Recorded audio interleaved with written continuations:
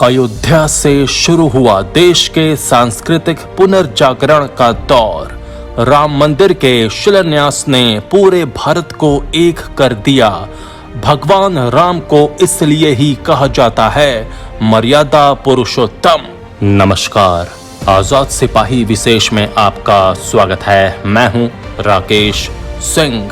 अयोध्या में श्री राम मंदिर का शिलान्यास प्रधानमंत्री नरेंद्र मोदी ने कर दिया है और अगले 3.5 साल में दुनिया का सबसे भव्य मंदिर बनकर तैयार हो जाएगा। अयोध्या में हुआ शिलान्यास और भूमि पूजन केवल एक मंदिर का शिलान्यास नहीं, बल्कि ये भारत के सांस्कृतिक पुनर्जागरण की शुरुआत है। इसलिए अयोध्या में बनने वाला श्री राम जन्मभूमि मंदिर केवल एक धार्मिक स्थल नहीं होगा, बल्कि ये भारत को एक सूत्र में पिरोने वाली उस अदृश्य शक्ति का प्रतीक भी होगा जिसे भगवान श्री राम कहा जाता है। राम को मर्यादा पुरुषोत्तम इसलिए कहा जाता है क्योंकि उन्होंने कभी अपने ईश्वरीय शक्तियों का इस्तेमाल नहीं किया, बल्कि हर परिस्थितियों का सामना अपने विवेक और संयम से किया। अयोध्या का मंदिर भारत और यहाँ के 130 करोड़ लोगों के उसी विवेक और संयम का प्रतीक बनेगा जो 492 साल तक लगातार जूझते रहने के बाद पूरा हुआ है। इस लिहाज से अयोध्या का ये समारोह बेहद महत्वपूर्ण है क्योंकि इसने तमाम राजनीतिक, धार्मिक और सामाजिक भेदभाव को एक झटके में पाट दिया है। अयोध्या में श्री राम मंदिर के शिलान्यास समारोह के सामाजिक और राजनीतिक पहलुओं पर नजर डालती आजाद सिपाही ब्यूरो की खास रिपोर्ट। 5 अगस्त 2020 को भारत की सांस्कृतिक राजधानी अयोध्या में दिन के 12:44 पर जैसे ही प्रधानमंत्री नरेंद्र मोदी ने श्री राम जन्मभूमि मंदिर की आधारशिला रखी और उस स्थान पर सिर झुकाया, दुनिया की दूसरी सबसे बड़ी आबादी वाले देश भारत का कोना कोना जय श्री राम के उद्घोष से गूंज उठा। ये उद्घोष भारत का था। इसमें न राजनीति थी, न जाति और न धर्म का भेदभाव। ऐसा इसलिए क्योंकि अयोध्या में जिस भगवान श्री राम का मंदिर बन रहा है वो भारत के कण कण में समाये हुए हैं। भारत के लोग 492 साल के विवेक और संयम को अंजाम पर पहुंचता देख आज बेहद प्रसन्न हैं, क्योंकि आज एक बार फिर पूरा देश एक होकर खड़ा है। यही भगवान राम का असली स्वरूप है। भगवान राम को मर्यादा पुरुषोत्तम वैसे ही नहीं कहा जाता है।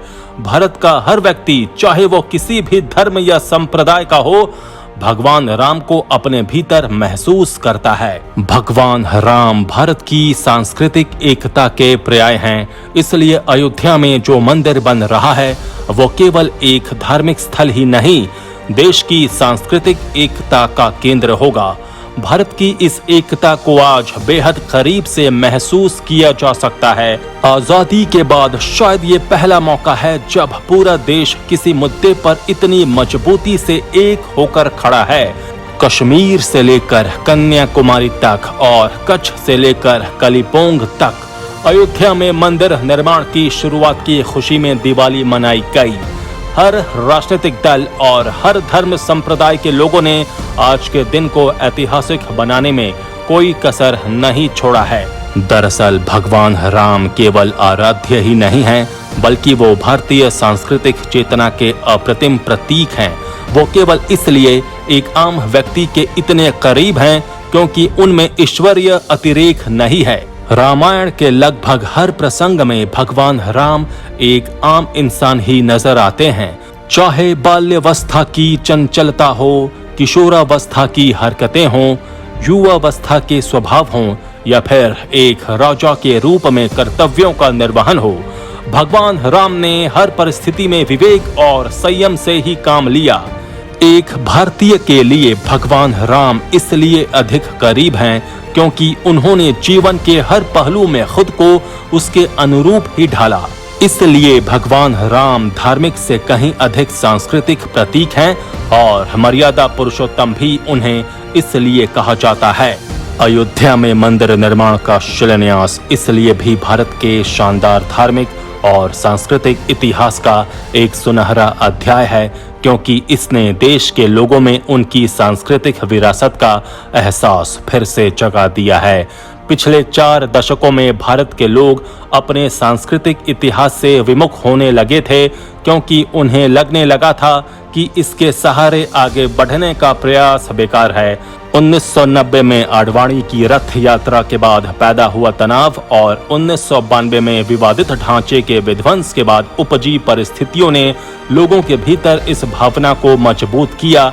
लेकिन पिछले साल सुप्रीम कोर्ट के फैसले के बाद अयोध्या में मंदिर निर्माण को लेकर जो माहौल बना, वो सचमुच भारत की एकजुटता और दृढ़ संकल्प शक्ति का परिचायक था।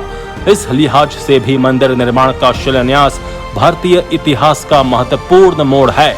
आज जब 492 साल का संयम और विवेक मंदिर निर्माण के शिलान्यास के रूप में अपने गंतव्य पर पहुंच गया है, भारत के प्रत्येक व्यक्ति की चुनौती भी बढ़ गई है। अयोध्या में श्री राम का भव्य मंदिर तो अगले 3.5 साल में बनकर तैयार हो जाएगा, लेकिन इस मंदिर को दुनिया के कोने कोने में भारत की सांस्कृतिक संवेदनशीलता और धार्मिक एकता के जीवंत प्रतीक के रूप में स्थापित करने की जिम्मेदारी हमारी होगी। कोस कोस पर पानी बदले 5 कोस पर वाणी वाले विविधताओं से भरे इस देश के हर व्यक्ति को भगवान राम की संवेदनशीलता, आचरण और भावनाओं को दुनिया भर में पहुंचाना है।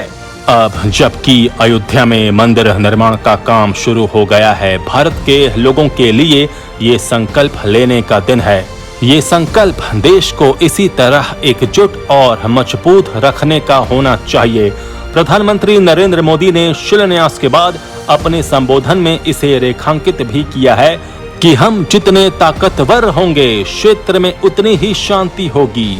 इसलिए आज का दिन भारत के 130 करोड़ लोगों के लिए अपने विवेक पर, अपने संयम पर और अपनी क्षमता पर दोबारा विश्वास करने का है, जिससे हमारी आने वाली पीढ़ियों की नजर में हमारी अहमियत कम नहीं हो।